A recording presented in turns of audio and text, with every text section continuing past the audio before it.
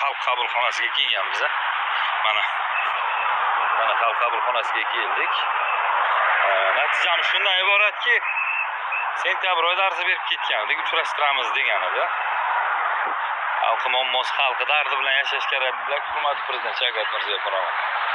Bu xalq qabulxonasi rahbar Baxtiyor aka, u yonida xodimlar nima deydi? Beradi, odamlar dardini tashab ketadi deydi. Bilasizmi deydi, odamlar beri dardini tashab ketadi deydi. Siz 10 ta odam dardini nimaligini bilasizmi deydi. Men aytdim, 10 ta odam aka dardini aytdim, nimaligini men yaxshi bilaman. U dardi ish uchun sizlarga prezidentimiz aytdi, sizlarga lavozimi, mansabi, bu vakolati berdi dedi. Lekin men 700 kilometrdan kelaman, meni O'zbekiston Respublikasi xalq qabulxonasi nima qilmasa, chaqirmasa, bu qabul qilmasa, bu nima qilishimiz kerak? Bu odamni uchrash uchun 7 oy vaqt kutganmiz. Yana 7 oy kutishimiz kerakmi? Hurmatli prezident? 7 oy kutishimiz kerakmi? Men nima qilishim kerak mana? Men shu savolga javob bering. Baxtiyor aka, siz qabulingizga keldim, men lekin qabul qilmadilar meni. Qabul qilishmadi. Chunki siz yoningizga kiritishmaganlar, siz ruxsat bermagansiz. Siz aytgan shartlaringiz bor ekan. 700-800 kilometrdan kelgan odam bir kun gastritsiyada 150 ming so'mdan to'laganda ham o'ylang, siz bilan uchrashish uchun agar 3 kun 4 kun kutadigan bo'lsa, bu odam ro'zg'ori nima bo'ladi? O'ylaysiz, bu yerda yeyich bir kuningiz masalan 250-300 ming so'm pul ketadi. Ikki mahal choy ichganingizda ham bu ham hisoblab ko'ring-da.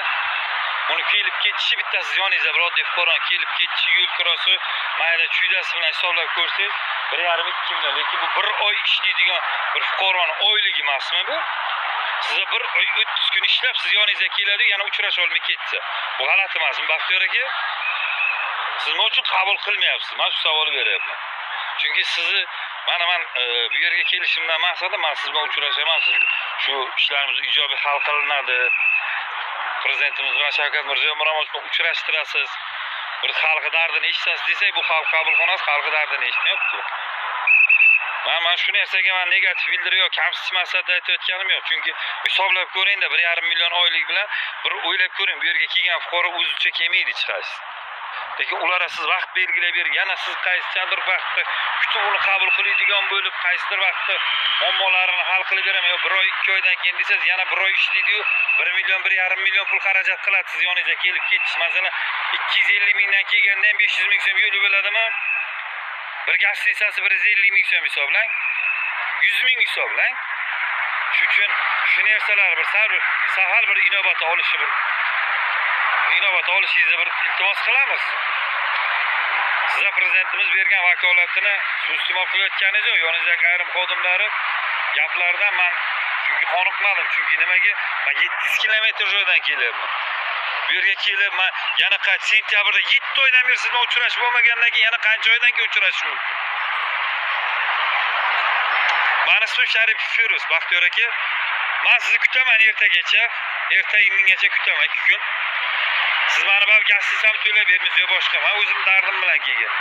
U sizni qiziqtirmaydi, lekin xalq ham qayerdan olib shu yer siz yoningizgacha kelishini bir o'ylab ham ko'ring-da. Siz oddiy bir fuqaro bo'lib ko'rsangiz, oddiy fuqaro bo'lib 1,5-2 million oylik olib, shuna bir kun kechirib ko'rsangizda, yo daromadingizni qisib qo'ysalar-da, daromad yo'lingizni to'g'ri kelib-kelib qisib qo'ysalar-da, qarshi havola bilan bir kelib ko'ring-da. Keyin siz ham kutasizmi yo siz ham chiqib gapirasizmi? Meni qabul qilasiz degan umiddaman, hurmatli Shavkat Mirziyoyev.